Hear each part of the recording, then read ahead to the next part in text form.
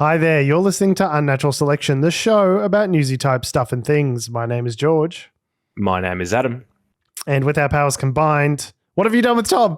With our powers combined, we are Unnatural Selection. Make sure you visit us at our salubrious home on the web, unnaturalshow.com. Our friend and colleague and a business partner in romance and life, Tom Heath, has been busy moving to Sydney this week.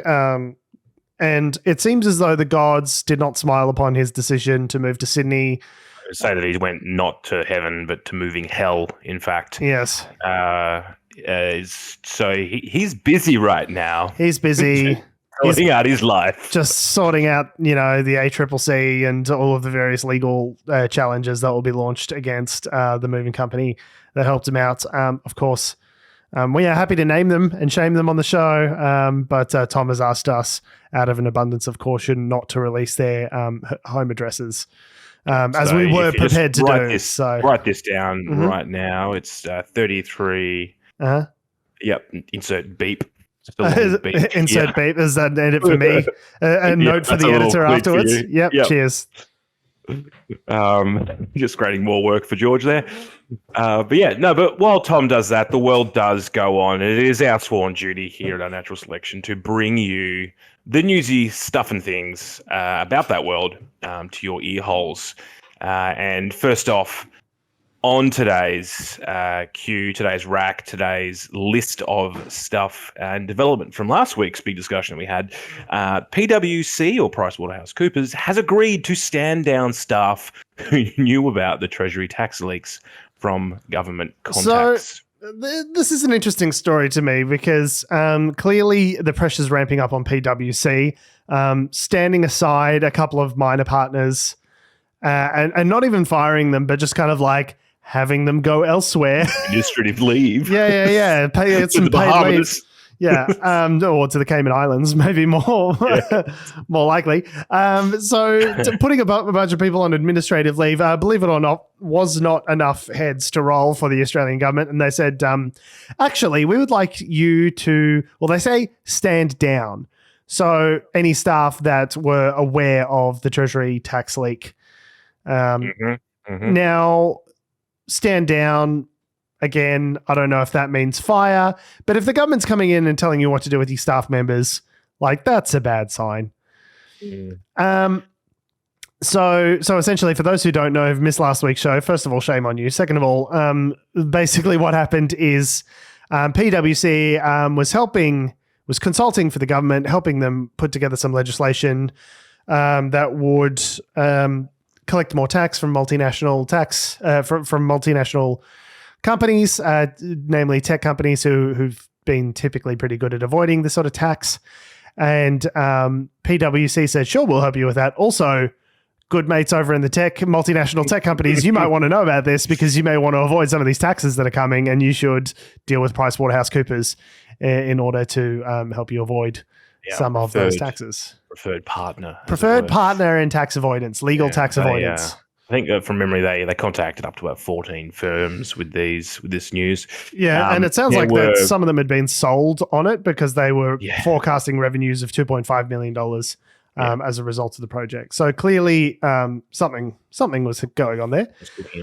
There were, allegedly, dozens of people in various internal emails about, that were involved in this the situation. Upwards of 40 people likely had first-hand knowledge of it. And something which I thought was a bit interesting was that the Instagram corporate gossip page, the Aussie Corporate, has been mentioned as one of the sources where people are anonymously sharing information to that, which has sort of helped this scandal sort of blow up a little bit more than it otherwise would have, is saying that they've been getting, some people were sharing advice to grads on there, being like, hey, if you're a grad that did work on one of these, programs that's in question, don't listen to your boss, connect with your own legal advice and get your own advice on how best to handle this, because obviously PwC is looking out for PwC.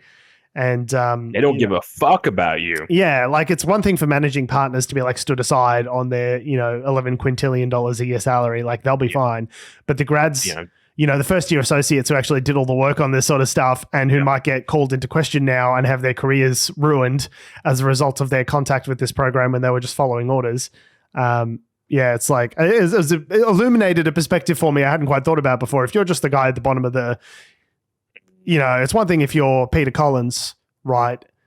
Yeah. And like, you'll have your own advice and all that sort of stuff, but you're in a position of power. The grads at the bottom who are doing all the actual work on this, probably not in positions of power. And so like, get your own legal advice was the advice that the Aussie corporate was spruiking. As someone who has been in a similar position, being told to do things which probably weren't strictly speaking illegal, at former businesses that I used to work at. Allegedly.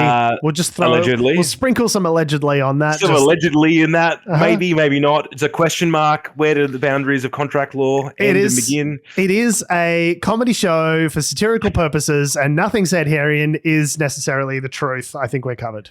But the point being is that, it is, if you are one of the grunts, as it were, it's a tricky position to be in because, at what point should you or, would you potentially raise the question or, do you, and what level of trust do you have in the people around you? There's a lot of different things that can sort of, play into sort of your actions as an employee, but also after the fact, when you find out about this stuff, it's an incredibly, it's an anxiety-inducing experience because you may not have known, that there was that your work is part of a confidentiality breach with the Australian government, and that's I think what the Australian government has also said that one of the wording they've used in some of their directions to PwC, I think, is who worked on it knowing that there was a confidentiality breach. So it may well. But again, it's kind of like that's so opaque because it's like you might have been CC'd on an email and like done your little discrete part of it and then like passed it on to someone else, not necessarily knowing or maybe suspecting. They're like, oh, should we be doing this? I don't know. My boss says it's okay, but like, okay, well, all right, I'll do my little thing and get out. And then all of a sudden, this is where bureaucracies fall down, right? Because they're siloed. Everything's siloed. So you don't really know the full context. And it means that situations like this can happen, like it's like the Nazis. it's like just following orders. Just following orders. Anyway, but not that we're comparing PwC to Nazis. No. It was simply an allegorical. There was not a comparison in the direct way that you might have taken it. So interestingly enough, they were talking about in this ABC article that there is actually seen a lot of contracts they have with external parties where they're contracted in to provide a service to government. There is a clause in a lot of these contracts which says if you breach this, you must stand down the staff that were involved. But the thing was, because Peter Collins wasn't contracted, he was just just a stakeholder who was talking to them. That clause, the contract isn't in place. So it's all just sort of, I guess what's happening now, and we discussed this last week, that the government is just holding the $255 or $250 million in contracts. 55.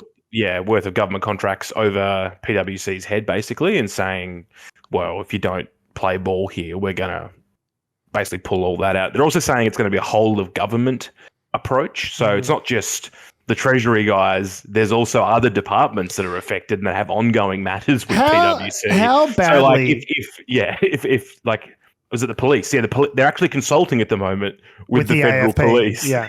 So is there a conflict of interest there? Probably.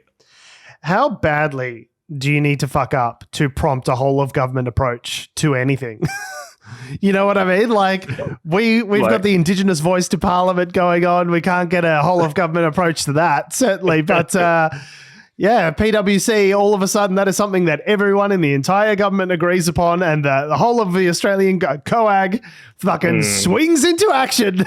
It's also bad. I think potentially as well from a Labor perspective, there's a sort of potentially a political point scoring thing there that they could potentially, if it comes to light, if there's enough evidence, that they could potentially notch up against the former government again. But I mean, I think Labor would be in agreement that multinationals do need to pay a fair share of tax. So it's in their best interest to follow this up, rigorously. This is what happens when you come between government and their money. And the GIF that I posted in the chat when I saw this article come up was just the GIF of Stewie from Family Guy, Stewie punching the shit out of Brian, going, "Where's my fucking money, Brian? Where's my fucking money?" That's what happens. That's what happens when you cut between the government and their money. Like, government's got to get that bag, bro. It is kind of fucked up that PwC, I mean, it was a joke in the Batuta Advocate this week, like, PwC assists federal police with probe into PwC, like, haha, consultants are so embedded in our government. And then it like came out this week that PricewaterhouseCoopers is in fact consulting for the Australian Federal Police and like has access to all of their systems and all that, like administrator access because they've helped build these systems for the AFP. And everyone's like, hey, that seems like a huge conflict of interest. What's going on there, guys? But yeah, so on Wednesday night, the AFP, Australian Federal Police, launched an investigation into the firm's former head of international tax, Peter John Collins. Now, you'll notice Peter John Collins has transitioned from Peter Collins to Peter John Collins because I guess there was a bunch of other tax accountants named Peter Collins that got very upset that their name was... Not me. No, not me. You got to middle name this guy, okay? Now it's like a serial killer. He's become such an ostracized member of society. You got to middle name this fucking guy because I don't want Henry Lee Lucas, okay? Not Henry Lucas because there's a lot of other Henry Lucases out there that don't kill people, okay? Like, just don't want to make sure that we're all clear. Peter John Collins is a different Peter Collins than me. So it'll be interesting to see how far this goes. I still think that it'll probably just be a lot of token stuff and not a whole lot of real action. Because again, they're, as we discussed at length last week, they're all part of the ecosystem, and you don't want to bite the hand that feeds you, so to speak. Like I said, the real punishment, if there is one, is that all of these contracts are just going to go to a different consultancy than PwC. They'll go to Deloitte or something. Yeah, exactly. Yeah. They'll go to one of the other ones. I think like if and maybe the other ones will have heeded the warning and might have some more procedures in place, but I think they're all going to be internal procedures. I don't think there's going to be any legislation passed. Or maybe the government will alter their contracts that they have with external providers. There'll be a clause in there just being like, don't sell our information, y'all. But yeah, I'm not expecting any sort of systemic change in the way that government is essentially more or less run by these consultancies. It was interesting. I was having a chat to a friend this week, and he works the Victorian government, so they do a lot with like Deloitte and a few other different firms. But they same thing. Like they are basically embedded with these consultancy firms. It's part of their daily business is dealing with them. So it's very hard to just not do that anymore. And particularly when you look at things like state budgets. I think while the state budget, Victoria, for instance, is going to balloon. We didn't talk about this, I don't think, last week, but the state government deficit is going to balloon out to, I think, something like 174 billion over the next however many years.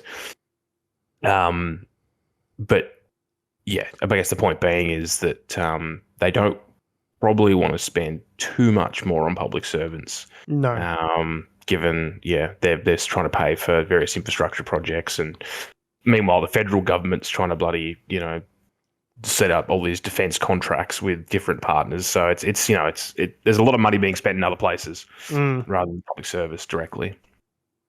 But anyway, speaking of government policy, France has formally banned, and get this, domestic flights on short routes that can be covered by train in less than 2.5 hours in order to reduce airline emissions. So this is now a legislation. It's passed. It's part of law. If you're in France and you want to go from Paris to, I think the example is Lyon, Bordeaux or Lyon,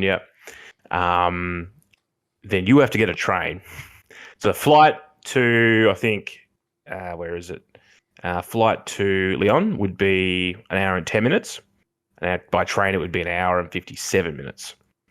Which, I don't know, I kind of feel like that's pretty similar. Like, but the additional time to like get to the airport and like go through security and all that sort of stuff, like I feel like it checks out to be pretty similar. That's the thing, I guess. You can rock up to a train, not probably a lot sooner than you can, like the proximity to when the train leaves, you can be there sooner than with an airplane. You have to be there at least an hour beforehand. Yeah, I don't remember when I was in France 10 years ago, whatever it was now. I don't remember there being any kind of like security checks as you got on a train. It might be different now, but like it's not like the sort of security that you go through an airport where you're going through metal detectors. You got to check your luggage and you got to be there at least an hour before and all that sort of stuff. It's like the trains, from recollection, like you just walk on with your luggage, like you would a metro train. George, sort of thing. don't give the terrorists any ideas. No, I'm not saying. Don't you give them any ideas. That's not what I'm saying at all. But I do think that. So the idea is to in order to meet their emissions targets, it's they're looking to reduce their emissions by 40% by 2030. And so this is one of the measures that they've implemented in order to help them meet that thing target. Is though, is this actually going to have the effect? I think it's the argument around it. Is this actually going to severely, like, how many flights are we talking about? The article we're referring to isn't particularly clear on that. Is it's more sort of symbolic. I think the head of an industry group has called it a symbolic ban as opposed to one that actually has any practical, huge impact to the emissions journey. I wonder how much it'll affect the efficiency of flights. Like if you've got a flight that's like connecting, and going through some of these places, because they said that connecting flights aren't going to be affected. But if you've got a flight that, I don't know, comes from, elsewhere, another country, and then like switches over at one of these airports and then has to go to Paris from one of these more regional kind of airports. It's like, well, aren't you then just having situations where planes are flying empty in order to get to the places where they're going? Like they're still burning the same amount of, I don't know, maybe because they have to go to Paris to pick up another load. Destination. Right. So I don't really know logistically how it works. It works, because it doesn't in principle, like I'm all for the idea of like, it's actually not that much more inconvenient. The emissions are much less. Like if you can get there in a similar amount of time, I think you should. You probably shouldn't be taking a flight from Paris to Lyon if you're in that situation. But if you've got situations, I guess I would need to see the practical, like, is it actually practically going to reduce emissions, or is this just something that looks good on the tin? I mean, this is something that they've been sort of flagging for a while. Like, it's not something that's come out of the blue. It was in a 2021 European, it was a 2021 climate law, which was already applied in practice. So some of this has already been started to occur, basically. There was a legal challenge to it. I don't think that was successful, obviously. I mean, this wouldn't work in Australia, for instance, because we haven't got the trains and the other infrastructure to really, we need super fast train. Super fast train. We need a super fast train, George. Super fast train to Cairns. Let's go. For anyone who's in Australia, there's a great Utopia episode which talks about why super fast trains on the eastern side of Australia make no really sense practical. whatsoever. And yet it's an idea. The Great Dividing Range. But anyway. A huge mountain range might have something to do with it. But nevertheless, it's an idea that like surfaces in Australian media every 3 to 4 years. It's like the Australian government is looking into plans that might allow for a super fast train between Melbourne and Sydney. Here's a cafe owner at Sydney who reckons it would be a good idea. Oh yeah, bros, we should totally get people to do super fast trains because I reckon it'd be good for business, bros. Okay, thanks. You can get a train from Melbourne Stavros. to Sydney. It just takes like 12 hours. So you can do it. Or something. Yeah. But it's not super fast. It's not on magnets. No. The other thing that I wasn't sure about with this law is because I think this is where the biggest effect will be is like private flights. So, I'm a billionaire, I'm a millionaire, and I just get on my little G6 and I just hop across to Lyon or Bordeaux. And here's the thing is like, I think of the air travel that exists, if you've got a fully packed plane with 300, 600 people on it, who's going from here to there, like surely that's got to be more efficient than like 600 cars driving separately to we're assuming that we don't know the second and third order effects of what's going to happen here. People might go, I'll hop on the super fast train, or they might go, well, I'll drive instead for 6 hours in my car. And if hundreds of people are making that decision, it's like Mustang. I don't actually know if that is more efficient. I'm on board with the idea in principle. I just want to make sure that it actually works. I guess the thing is with with any emission strategy, there's no silver bullet, right? There's got to be. But I want a silver bullet. Silver bullets are very sexy. Like, and this is the thing: is everyone wants a silver bullet, a simple solution that does everything. Unless you're in Australian defence manufacturing, in which case your silver bullet is just an expensive gold bar that you're throwing at the wall constantly over and over again. We've actually done a feasibility study on the silver bullet. It's going to cost us another $400 billion to complete. So, yeah. So yeah, I mean, it's interesting, but yeah, like, does that mean that they'll have more, investment into I mean, I think Europe generally has got more investment in electric vehicles at the moment. Like, there's definitely they're better at it than we are. They're better at it than we are, and the trains are electrified. So, they're further along that journey to an extent. The problem is with Europe is because it's cold in Europe, as some people may not know, they burn a lot of shit to stay warm. So it's how they pivot. I think that'll have the biggest impact. Is how do they pivot away from trying to stay warm? Yeah. Gas and other things, but we're doing a feasibility study on staying warm and if it's really necessary for the functioning of human life. Yep, results in soon. But yeah, so that's happening in France. Very, it's a very sort of out there. I wouldn't see that happening in the United States, for instance.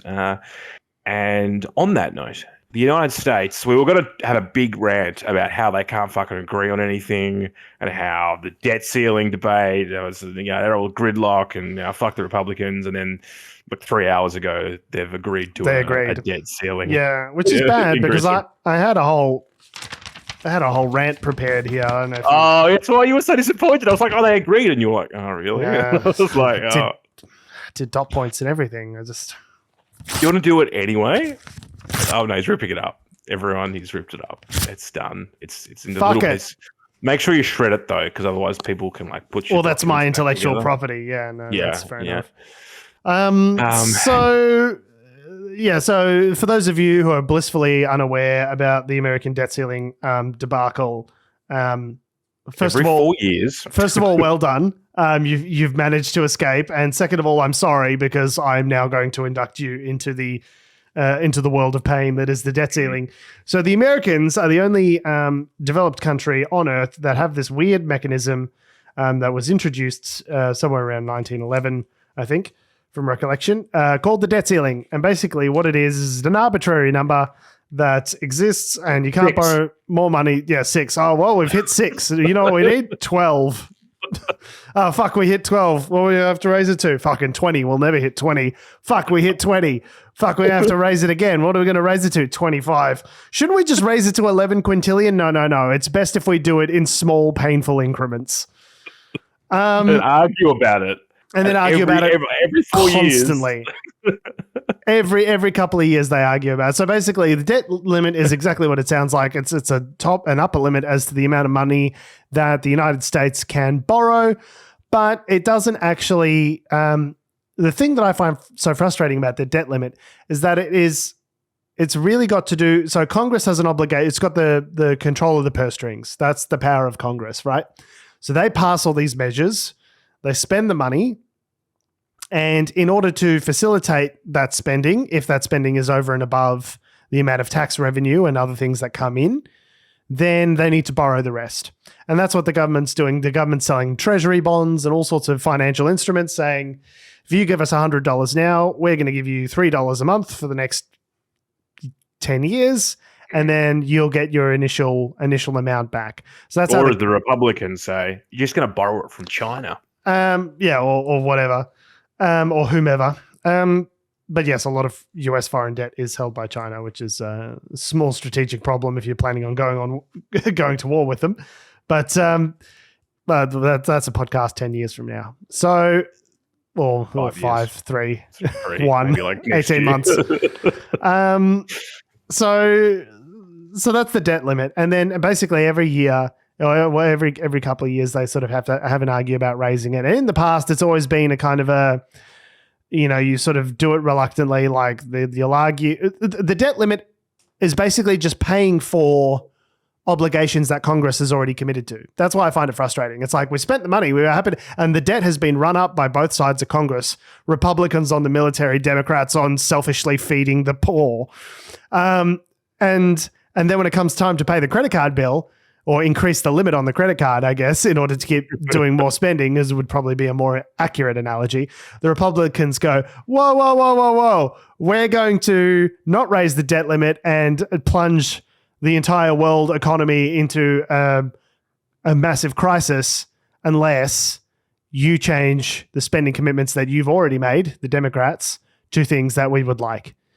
And a two-step process, which doesn't really make sense because, like, why wouldn't you just not spend? I mean, this is probably where the Republicans would say, "Well, the Democrats have got the power, and they're the ones. Democrats are spending money. We don't want to spend money." But of course, if you look at, there's a number of different charts that have been put out since this crisis started several months ago, where if you look at it, both sides of politics run up the deficit. It's just the kinds of things that they run up the deficit for are different. For the Republicans, it's big corporate tax cuts, the Trump tax cuts in 2017, and military spending, and this and that. Whereas with the Democrats, it's been they're like food stamps and or the SNAP program as it's now called, and they're wanting to, the Republicans are wanting to institute like work requirements for people on welfare and all this sort of stuff. It's like none of this is actually going to put a dent in the systemic deficit problem that America has. Like, it's really not going to change the numbers. There is a problem. Trillions of dollars over the next. That they are spending more than they are earning. Like, the actual debt is the equivalent of 1 year's economy. Yeah. So they can never chip away. In theory, they will never be able to chip. They keep doing like this, and they're never going to chip away at that debt. That's never going to happen. Yes, but I'm also aware that like the lives of countries are long. Like, America will be around in some form in 250 years, and like Joe Biden may not be around in 250 months. So like days. Yeah, I mean, he's looking increasingly frail, but the life of countries is long, and there's debt that we have from the First World War and the Second World War, which is only being paid off now, and the growth of the economy over time, like inflation, like kills debts over long periods of time. So like, I'm less concerned about the number one economy in the world who has the world's reserve currency. Like, it is more of a danger to that economy to default on that debt, and then their cost of borrowing goes up as a result, because what's happened is US Treasuries over the last month or so have been, so what happens is when you're buying a bond, you get that, like they said, that $3 a month back or whatever it is, that certain guarantee. amount. Yeah. That's called a coupon, right? You it's like interest. Having your money in a bank account, you get 3% interest, right, on it every so often. You get that paid out to you. So the government's paying you that amount, but that amount increases or decreases depending on the risk profile that you associate with the bond. So depending on how many people are buying those bonds will dictate the interest rate. So if people determine that those bonds are riskier, 1 month Treasury bonds, 1 month from now, as we're expecting to be in the middle of a crisis, if they're expecting, well, it's a crisis, am I going to get this money back or not? Then the price of those bonds goes up, which means essentially America's cost of borrowing that money from you or from whoever increases. So pay them more. Yeah. You have to pay them more to get the same amount of money in. And if the full faith and credit of the United States is questioned and people go, actually, I don't think the US government's that safe of a place for me to put my money anymore, then all of a sudden it makes that that is more of a threat to the American debt system than what are we going to do with this structural debt over the next 20 years. Yeah. Now, I agree, systemically spending more money than you're making all the time forever is not a sustainable solution. But if one country was in a position to do it for the longest, it would be America, just given their status as the world's sort of like central, reserve currency and central sort of spoke in the wheel of the global economy. There's also a lot of, obviously when all this happens, the share market just goes, just plummets. So all the corporations freak out because their access to like liquid corporate debt, is predicated on the US Treasury and what the bonds that they're pushing out into the market and all that sort of stuff. Like, the liquidity of all of these markets all comes back to what's happening in the US bond market. And like so, that guy in what's it? The show Everything's Sunny in Philadelphia. Whatever the show Always Sunny in Philadelphia. Always Sunny in Philadelphia. With the guy with the meme and he's got the map behind him with all the interlocking lines. Yes, and it's just in the center is the U.S. economy. and bonds and that's exactly it. So the idea is if the U.S. was to fall into default and not pay back these debts, it would spark a constitutional crisis, but also B, a global financial crisis, because all of these other countries are intimately interlinked with the liquidity provided by the US Treasury bond market, right? The other thing as well was that, like, apparently the last time this happened was 2011 where they let it. And by the way, the deadline is in when this all has to be passed. We're talking... Well, so the X date... June? So the X date is the date where so up until now, so for the last 6 months or so, the Treasury has been taking what they call extraordinary measures, which is like, okay, we're not putting money in the pension accounts, but we're still going to keep paying everyone that needs paid in the short term. They're just kind of like, taking out a new credit card over here to pay the balance off this credit card and just kind of like, playing 3-card Monty with the money that's happening in the US Treasury. So that's what they've been doing for the last 6 months. The date when that becomes no longer feasible to do is the 1st of June. Now, I thought it was the 5th of June. So the 5th of June would be presumably... So what we learned today, sadly, is I was going to get up on my high horse and to pull my soapbox out and start doing a real rant about this. Do it anyway? Would you like to get your soapbox out and just... I think I've done most of it. So it's all dumb, and there's like the Republicans essentially putting a gun to their own head, and they're willing to kill the hostage in order to get what it is they want. And of course, Robert De Niro, that shit, just like get the revolver out. Just playing Russian roulette with themselves with a fully loaded gun, in order to crash the world economy or get what they want, which is a bunch of meaningless cuts to programs that they don't like. So. And in no way actually affect the real debt levels and systemic problems going forward. And the Biden administration has previously said, like, no, we're not negotiating with terrorists, blah, blah, blah. And then in the last month, I mean, like, we really love negotiating. We're going to negotiate. So the whole contention has been... where Biden flew back from a planned, like, very... he was supposed to come here. Yeah, supposed to come here to Australia, and meet with Modi and a bunch of other people. Yeah, so he cancelled all of that. And he's like, I have to go back and talk to McCarthy because it's getting real. Shit's getting real. Shit is getting very real. So the 5th of June date, I think they've passed some sort of continuing resolution to, like, whilst we iron out the details of this in principle agreement that we've just come to, we'll just keep it on everything at current levels until then. And for reference, today is the 28th of May. So cutting it fine soon. Cutting it real fine. Fucking soon. So they've reached an agreement, but the whole thing is, like, the Democrats have really lost the optics on this. And we don't know what the detail is yet either, because it's an agreement in principle. So they could have said, we will... I won't say that, but we'll do some things that are really nasty. Yeah. Just to fucking, stave off because the Democrat Biden has to basically. Like, who knows what they've agreed? There's been this weird tension where it's like the Democrats are saying, like, we're not debating the debt ceiling. The debt ceiling is going to get a clean raise and we're not going to debate it. And McCarthy's like, we will only not shoot the head of the economy if we are debating on the debt ceiling. And so both of them needs to be able to go back to their relevant constituencies and say, like, look, we won. And so Biden's saying, like, oh, we're negotiating about the budget and future spending and all this sort of stuff. But we all know it is you're negotiating because of the debt ceiling. That's the only reason any of this is happening, and because the Republicans have more seats in the House than the Democrats, and so they can't just pass a clean resolution. Also, like, McCarthy is a leader of what some might call a broad church of Republicans. So he may well go back to them. And there is still a very real risk that they will go, nah. Yeah. No, bro. No, I choose to shoot the hostage. Yeah, it's a very real chance because they only have... And then you're getting into a very interesting scenario where Kevin McCarthy has to, like, require Democratic House votes in order to get the package passed in the House, and then they'll pass it up to the Senate, and then the Senate will vote it through with straight Democratic votes, and then of course, like, Kevin McCarthy would immediately be impaled on a bed of spikes by the Republicans for passing it through.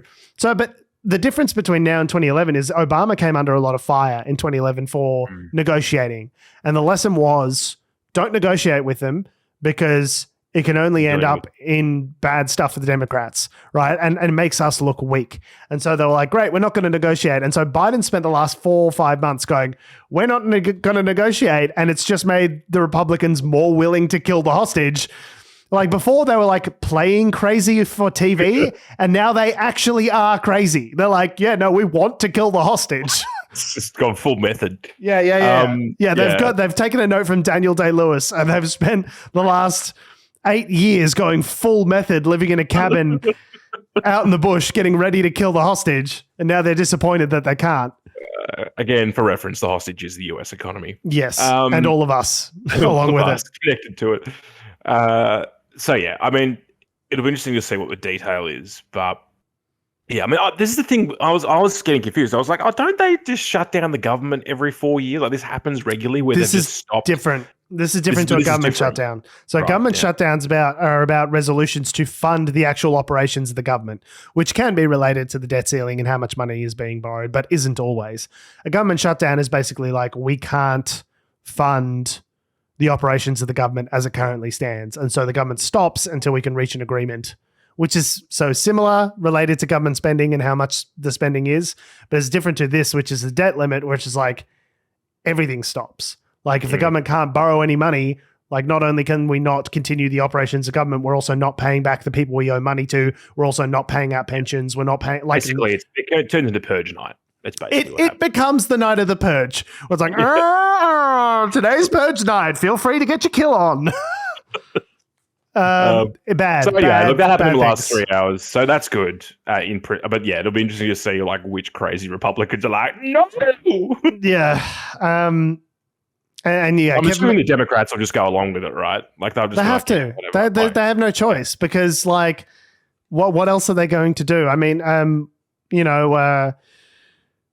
Senator from Pennsylvania, John Fetterman, said recently that like I didn't get elected to come to the Senate to take benefits away from poor people. Like I'm not doing that, and he's one of the 51 votes that they need in the Senate. So it's like. I don't know how this is going to go, man. Like, yeah, we might have reached an in-principle agreement, but that doesn't necessarily mean that everyone's going to sign on to it. I think there's going to be a lot of constituencies on both sides that are really unhappy with this. And so, yeah, it seems like they were discussing a lot of things like, okay, keeping funding at 2023 levels, like a 1% increase on that. Yeah. And that was something that was floated, and people were like, whoa, 1% increase. What's bad about that? It should increase. I was like, no, in Washington, that's a cut because inflation was 7%. Well, here it was 7%. There it was 10%, I think, in the US. Yeah. So it's like, yeah, freezing it at a 1% increase is like a 9% decrease, essentially. And there was talk about money, unspent money from COVID. You know, there was COVID funds that were put aside that didn't end up getting used, and they want that money back. Oh, it's all Biden's fault. You're gonna get the money back from COVID. Yeah. It's a bit of a shit show. It's bad. It real bad. So yeah. So start your clocks now. Doomsday in just over a week. We'll sync our clock in 3, 2. Sync our clocks. Yeah. Right, ready to go. Or not. There's an agreement in principle, whatever that means. And just the fact what it does show is that probably McCarthy isn't that crazy. It's just him trying to like. Okay, but if you're representing crazy, it's like, oh, I'm not crazy. I'm just crazy's lawyer. It's like, well, that's on you, buddy. Like, I'm sure he's in these fucking negotiations that he's having with Joe Biden. I'm sure there's a lot of talk of like, hey, listen, man, I'm the reasonable one. I just got to convince these fucking crazy guys in my caucus to come on. And like, they're not going to buy that. Like, it's just a lot of like, I need to go check with my manager kind of vibes coming from Kevin McCarthy. And yeah. He's like, Daddy, can I? He's like, no, you can't, sweetheart. Yeah. And, Marjorie Taylor Greene this week bought a chapstick for $100,000 from Kevin McCarthy. I don't know what that means. So that's exactly what it sounds like. There was an auction, and they auctioned off a used chapstick from Kevin McCarthy, and Marjorie Taylor Greene bought it for $100,000. Where's the money go to, like a charity or something? So no, it was going to the like Republican. I forget the name of it, but it was the Republican like fundraising. Can we please win the election next time? Fun. Yeah, exactly. So basically what she was doing, she was buying access to Kevin McCarthy for her her donors, her constituents, because it's not her money. It's coming out of the money that's been donated to her. And so she's saying, I can get you access to keep donating money to me because I'll get you access to the head honcho, Kevin McCarthy. But McCarthy's such a weak piece of. I was just like, I read the headline. I was like, am I reading this right? Am I having a stroke? What is happening? A chapstick for 100,000? What is happening? So random. So fucking random. And this was this week. It's like, oh, they had nothing else to be focused on with the fucking debt ceiling talks. Apparently, this is what the Republicans are doing with their time, is spending $100,000 on a fucking used chapstick. It's got that real McCarthy musk to it, which is, a bit of bacteria. Yeah. But it just goes to show how weak Kevin McCarthy is that, because at any time, given these new, he had to be, we talked about on the show, he had to be voted in, they had to try 15 different times, 15 different times to get his own caucus to vote for him, to get him across the line. And there's these rules about like, if one member turns around and calls for a vote on his ownership of that chair, then he's going to have to go to another vote again. So he's like extremely weak for a House Speaker. And I have no confidence that them cutting him, McCarthy and Biden cutting this deal necessarily translates into a good result. We'll see. Watch the news headlines tomorrow. I'm sure details will be revealed slowly. That's fine. If the purge has been announced, obviously, then we didn't make it. It's been nice knowing you folks. To those about to die, I salute you. So as we mentioned, Biden had to, basically skip out on his date with the Quad. The Quad being a relatively new bilateral organisation between Australia, India, the US, and I've already forgotten the other country. Who's the fourth person in the Quad? Quadistan. There is a fourth country, and my brain's not working. It might be New Zealand or something. I don't know. Hang on, I'm going to look it up. I should be better at this. The Quad. And it is Japan is the other country. Japan, sorry, there you go. That makes sense. Third largest country in the world, or, most of that's Tokyo. I learned today that Japan's economy is huge, but it's just Tokyo. The rest of the economy is not that. Well, Australia's economy is pretty big, but it's mainly mining. So it's basically like that, right? Yeah. Anyway. So basically, the members of the Quad have, aside from Biden, have continued to do the things that they were scheduled to do anyway. And one of those things is Modi, Narendra Modi, the Prime Minister of India, has visited Australia. And let me say, we rolled out the red fucking carpet for this guy. Or the orange carpet, as it were. The orange carpet, as it were. Not only that, but he was meeting with the Pacific.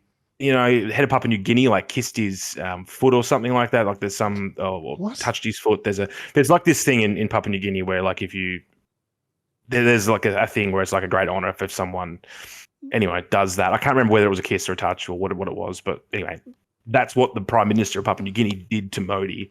And it was like a big thing. But anyway. Don't love that. Yeah.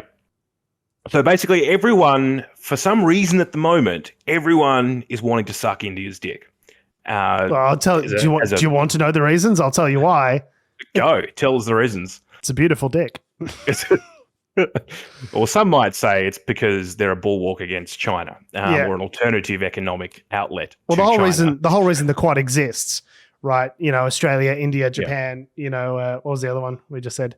The whole reason that exists is to contain China, right? The whole point of it is hey, we're going to get interested parties in the surrounding region to, cooperate with the purpose of, multilateral cooperation to try and edge China out as too significant of a power in the region.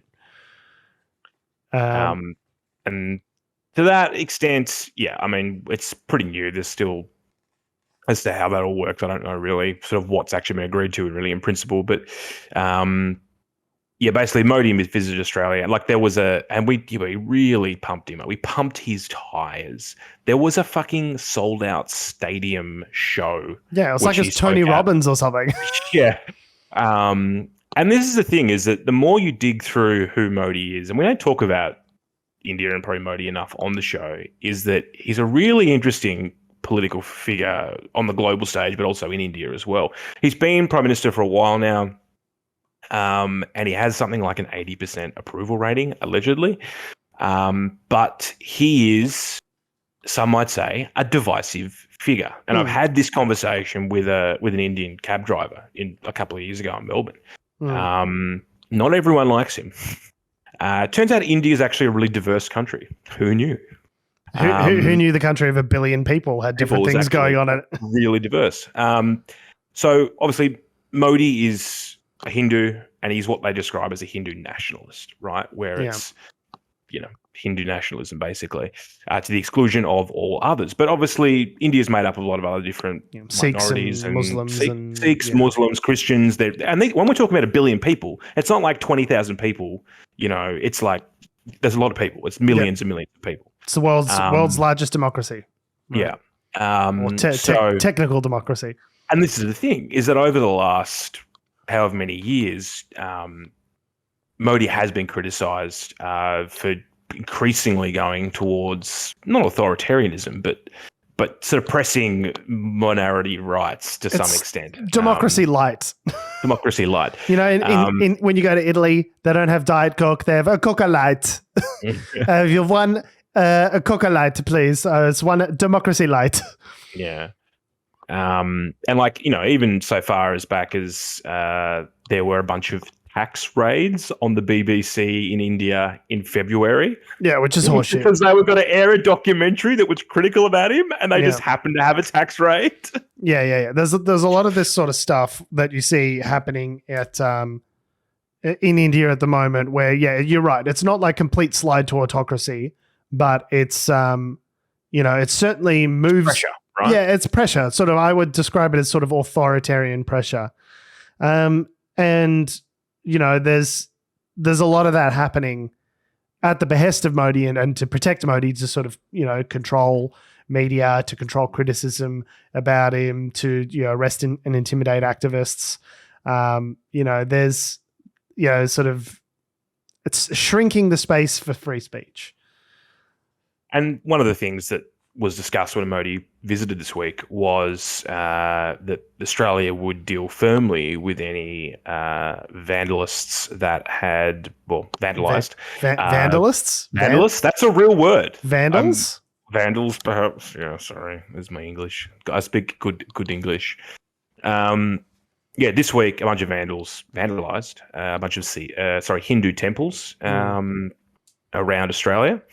Now, what that's been linked to is a Sikh nationalist movement, which started in India a while ago, but basically got pushed out effectively by the Indian government, and they've sort of set up shop in external, like expats in different countries. They're actually primarily based in the US at the moment, and they have been sort of allegedly active in Australia. Although when you talk to the Sikh national, sort of community here in Australia, they've sort of denounced everything and said it's all sort of, they don't no knowledge of it or anything. So, it's one of these things where it's like you get splinter groups on splinter groups who want and what they want effectively is their own country. It's sort of in Punjab province in India. They want that to be their own country called something Stan. I've already lost the name of it. Anyway, I'll find it. No. Doesn't Khalistan. matter. Khalistan. There you go. Pro-Khalistan groups in Australia. Yeah, so basically what Albanese has said, well, hey, we'll make sure we deal with that very seriously, very seriously. Hey, can you send some people our way to bump our migration numbers because our economy is about to fall in the shitter? We need those damn skilled migrants if you got any of those lying around. So. Or even unskilled migrants. So this is one of the things that we've agreed to is that both countries will recognise the validity of each other's universities more broadly. So that's good. That's been needing to happen for a while. It doesn't make sense to have someone trained as a cardiologist in India, and then coming to Australia and driving cabs. Like that doesn't obviously you need to make sure that those qualifications are verified and that their skills are up to date and all that sort of stuff. But there is a lot of question around that though, is that there are a lot of, as there was here in Australia, I think back up in the Rudd Gillard years, there was a bunch of training institutions that were sort of pushing out, basically fake degrees and shit. Yeah, so which means everyone's qualified, but they're not really qualified. But like with any educational institution that's not, sort of validated by Australia, you need to have your checks and balances in to make sure that people are actually qualified to do what they say they're qualified to do. So we'll see. I mean, hopefully they implement that correctly, and it's not just an open slather of blank checks. But it's interesting that we've really, and Papua New Guinea as well, have really sort of rolled out the red carpet for Modi. Because, I mean, this is the thing, is that everyone looks at India, I guess, and they go, like, that these guys are like a cash cow, basically, in terms of the way we see them as an potential economic alternative to China. Cheap labor potentially, billion population. You can sell lots of people to sell products to, despite the fact that a large part of their population still lives in poverty. We'll ignore that. Don't worry about it. Don't worry about it. Maybe we should help bring. Well, I guess the thing is that if India's economy grows, then people like China will be lifted into the middle class out of poverty. That's the concept, right, of capitalism. But yeah, I guess we just need to be a little bit more forceful about projecting our values. Unlike in a way that we haven't been with China. We're just going to be like, oh, we'll make them capitalists and then they'll love freedom. And China's like, love capitalism. Not so sure about this freedom stuff. And I think we need to be a little bit more muscular, a little bit more assertive in asserting those human rights issues with India than we have been with China, because I'd say dealing with China has changed us more than it's changed them.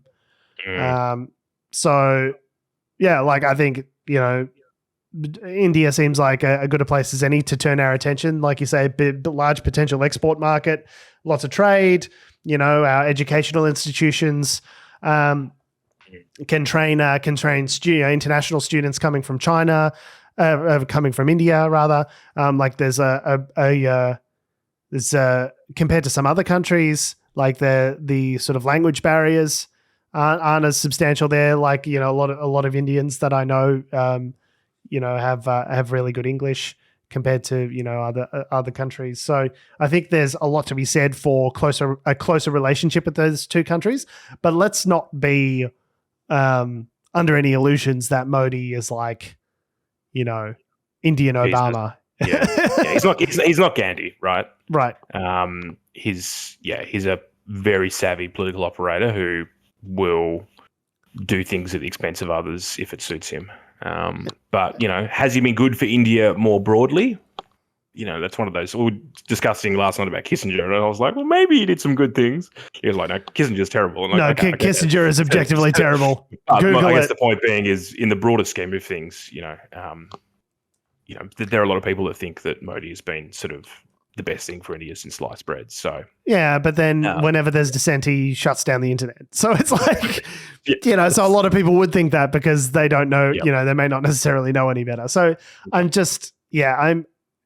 very wary of, it used to be this thing maybe like a decade or so ago where Erdogan from Turkey got into power and Time did this like fawning fucking, I remember the front page and it was like, is this Turkey's Obama? And then Modi gets elected. And then they're like, is this India's Obama? And it's just like this great new hope kind of like style reporting. It's like, he's done fantastic things in his first year. He's liberalized the economy. He's done this. He's done that. Everything's coming up democracy, guys. High five. Just the Time editors high-fiving each other over their desks ad nauseum. And it's like, well, a lot of these figures, given real world political experience and like they're all complicated figures. Like I don't think we should just unabashedly celebrate any political figure.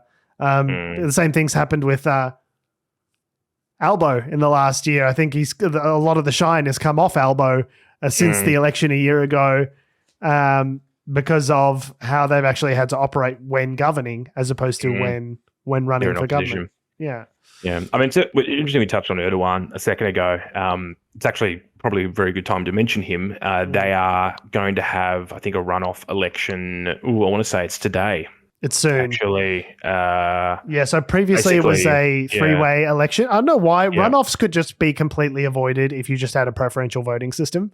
Yeah. Like there would just be no need for a whole second election if we all just numbered our ballots. It's really hard. It's like if there's more than two boxes, it gets very complicated. I fucking get it. So essentially, there was a three-way race. Neither of the two major parties reached 50%, and so they've gone to a runoff election between the which is a opposition one-on-one. parties have all sort of banded together. Yeah. So they've nominated a candidate who. But I think from what I was reading, one of the minor candidates who got like 5% last time round was more right wing than Erdogan. So presumably his voters are going to go to him. It's expected that Erdogan's going to win. So, and that's the thing is that it was looking really good for potentially Erdogan, because like for people who don't know who Erdogan is, he's basically Modi. Not what's the opposite of light? Heavy, I guess. He's like. I wouldn't say dark. Turkey's been sliding into authoritarianism for the last decade. And their economic policies are just woeful. I was listening to a thing on the Daily about it just recently where, they had their earthquakes and stuff recently. They're needing a lot of support and they're experiencing horrendous inflation. And Erdogan's like, no, I reckon I've got this economy thing sorted. Keep interest rates even lower. That'll help inflation. And everyone's like, no, that's the opposite that's definitely not how that works, buddy. And he's like, no, trust me, bro. Of course, their inflation is like somewhere around 100% or something at the moment. It's just like absurd. But it's pretty high. It's high. Basically, the way this election's being framed, I guess, is that if Erdogan wins, then that's kind of it for democracy in Turkey. Although SBS now called Turkey Turkey. Turkey. There's a Turkey. There's like a little flourish at the end. So Turkish inflation. Why that is. Someone can correct me. Turkish inflation was seen at 46% as of April this year. It's not good. So it's not 100%, but it's much closer to 100% than I would like it to be. So in 2022, it was 85.51%. So it's pretty high. So the opposition are sort of left. The parties that have centered around the other guy are sort of leftist oppositions. But I think the way they're framing it is act now, or we'll have this guy forever. It'll be interesting to see. I always say that when I don't know how something's going to turn out, but it will only be interesting time to see. will tell. Only time will tell. Let's put a grandiose statement at the end of this context. But I think that election's happening today. So watch that space. By the next week, we'll know the outcome of that, and everything will be fine. If you think we're struggling with 7% inflation, imagine if your country was 85% inflation. So it could be Argentina, which we spoke about last week or the week before, which was I think 97 or something percent. The interest rates were, which means inflation is probably like in the 90s, I'd imagine. So you think that's crazy? I got a story for you, George. Okay. Have you ever had an uncomfortable flight? Oh, mate, this one time a baby was crying. Yep. That's it. And what did you do when you had the baby crying? Was annoyed at the baby. You were annoyed. And I turned my noise cancelling headphones up loud and listened to Kendrick Lamar's Good Kid, Mad City at a louder volume. Yeah, I think that's probably not a bad solution. I think that solution probably should have been offered up to a gentleman whose surname is Lee, but we don't know his full name for privacy reasons. But in South Korea, this guy got uncomfortable on a flight, and he decided, they were almost there, coming into land, and he decided, I'm very uncomfortable. I now need to leave this airplane. And decided that it would be a great idea to open the rear door of said airplane while it was still in the air. While it was descending. Yeah, about 200 meters or something off the ground, 200 meters, off the ground. Oh, so pretty close. It was nearly there. It's nearly there. Just hang on a minute. Just take a Valium, buddy. Chill out. He said, the reason why he opened the door was because he was uncomfortable. Yeah, clearly he was feeling some sort of claustrophobic anxiety type, having a panic attack or something. But let's get out the door of the airplane. I don't understand. I don't get why you as a person, as just a random person, are able to open the emergency door, even if it is. Well, it's an emergency door. It's an emergency, George. He had to get out. What emergencies are you going to have midair? Like it's got to be once the plane's like on the ground that you would actually ever open the emergency door. I know there's a cutoff. It's like 8,000 feet or above. It won't let you do it because it's like the cabin's pressurized. Or the whatever. air pressure, yeah. So normally you can't access the doors because you can't physically open it. But I guess the theory is, people wouldn't be crazy enough to open the door. Well, when has people would never be crazy enough been an adequate justification in this world? Surely not. So no one died. There were no one would be crazy enough to hold the entire world economy hostage just to get some symbolic spending cuts so they can turn around and throw some red meat to their base. What's this? The Republicans? There's a video online of basically the cabin open with just everyone's scarves like flying back in the air. And the plane landed safely. There were a few people who've been into hospital with some breathing issues, but they're all been discharged and it's all good. But I tell you what, if you don't put that tray table up to 90 degrees, you're fucking nicked, mate. You get absolutely. Sorry, love. Can you? Is that tone? Yeah. Can you put your tray table up? Thanks, prick, Rosie. And this is the thing is that I guess, for people that are afraid of flying, this is like just cannon fodder for their anxiety. Yeah. Because it's like you're in a tin can surrounded by 300 people and all you need is like one crazy fucking dude to just do something like this and you're all going to die. Like it's they didn't it's all one of die. those things that's like, yeah. Like you assume that if you're doing something, everyone's a rational actor. But if we did not trust the people in our community and society were rational actors, if we thought everyone was a chaos merchant, we wouldn't hop on a car. We wouldn't hop in a car and drive to work because you'd probably die. That's why people are so fascinated by serial killers, right? Because it's like, what would you like? People are fascinated by the idea of someone who just has no morality, who just wants to, kill people and chop them into bits and cook them in a stir fry. That's just like so far outside most humans' experience of the world that most people just like want to do more or less the right thing and not get in too many people's way and just kind of look after themselves and their family. And like, here's Jeffrey Dahmer cooking heads. Like, and people are like, what's up with that guy? Let's maybe study that one. The man has been arrested from this flight. So they, I think press charges or something. But so if you're on a plane, don't open the door. Not a good time. See, that would have been good if it was a short haul flight in France, because then you would have just opened the door to the train. Nothing bad happens. I mean, don't open the door to the train either, but like, don't open any doors. Stay in your seats. And you know what? You know what else? While we're here, too furious. While we're here, you can stay in your seat once the plane is stopped. You don't have to like, we've landed the plane. Let's get up and fucking grab our bags and hang out in the aisle for 30 minutes while we disembark. It's like when no one's getting off the plane any sooner if you do that. Like you can just chill in your seat. That is possibly that and lining up before being called are probably the two. Oh, when they're like call rows 1 to 10 and then everyone. It's like, I'm in row 35. I'll get on. Just like, we're just opening boarding to a premium, and it's like, I'm not a premium, but I can pretend to be a premium. Look at me, I'm premium. I recently flew to Tassie, and there was a girl that was literally turned away. So we're just doing premium now. Yeah, sorry. I don't know if you heard from moments ago when I said premium only, and you're not premium. You're not a premium person, Carol. But yeah, you're right. Like the flight will land. It's going to land when it lands.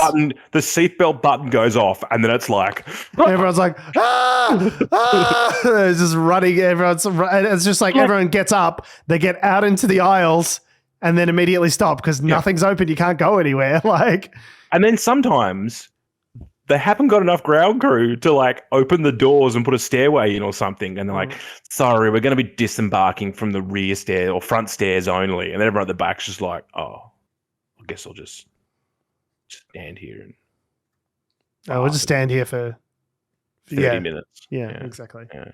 Anyway. I don't miss air travel. No, it's not fun. Like, I like traveling. I like being at the destination. I don't enjoy getting there. The sweaty, viral-ridden Airbuses that we get on, whether they be the literal Airbus brand or Boeing or whatever, are disgusting. It is fucking I've been sick the last few times I've traveled because of fucking stinky I was on the plane and the guy in front of me farted while going to the toilet. And I was just sitting there. I was like 3 feet from his ass. Less than that, like 2 feet from his ass. So close. They just jammed in there. Anyway, it's disgusting. Oh, well, don't be a pleb and charter your own private jet, mate. You fucking pleb loser. Not in France. Not in France? Well, maybe in France. I'd like to see the detail on that. Look, I think, though, all things considered, we should probably listen to the advice of the Federal Police Commissioner, because he had some wonderful insights this week when he gave some testimony at the Senate Legal and Constitutional Affairs Legislation Committee. And I love it when members from older generations give us advice about our generation. I love it when that happens, and I can't wait to listen to a good minute of it. Here it is. Yep, let's do it. The younger generation need 3 times a week praise from their supervisors. The next generation only need 3 times a year, and my generation only need once a year. Senators need more than that. So it sort of gives you an idea. And then I saw some emojis that Gen Z used that is actually offensive, but my generation is sending these emojis. So it's the world's changing, I guess, is what I'm saying. Sorry? No, like a happy face, that can actually mean the opposite in Gen Z land. Happy to give you a briefing on that. But Yeah. So happy face can be sad. It's like someone just explained to him what being passive aggressive was. Yeah. I just thought that was so fucking condescending. They're like, and then the way the ABC framed it, they're like, we'd like to express our deep appreciation and respect for our Gen Z viewers before showing you this. The Federal Police Commissioner sharing some data he'd picked up at a seminar on how to keep young staff happy. It's like, well, clearly you didn't listen to the fucking seminar, because embarrassing them on national television and saying that they need good pats on the head like good little boys 3 times every week is actually, believe it or not, that doesn't keep millennials very happy. Who fucking gives these seminars? I don't know. It honestly sounds like the most boomer thing of like how keeping track. I don't get praised 3 times a week. What are you talking about? We're not Gen Z, though, are we? In sales, you get praised when you sign a contract, and only then, and sometimes not even then. It's like, good. When's the next one coming? Good. More money, please. Good. More. Fire up the money cannon. Fire up the money cannon. Get the gong ready. But yeah, he can enjoy his investigation into PwC, which there's definitely not a conflict of interest for. Good boy.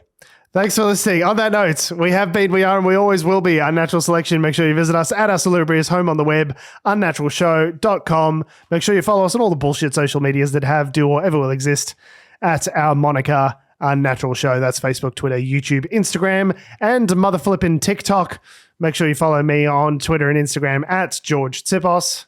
You can follow me down to the airport, where I will be testing doors at various levels of altitude to see if they can, in fact, be opened. No, please don't do that for legal reasons. Thanks for listening, guys. Love your faces. We will see you next week.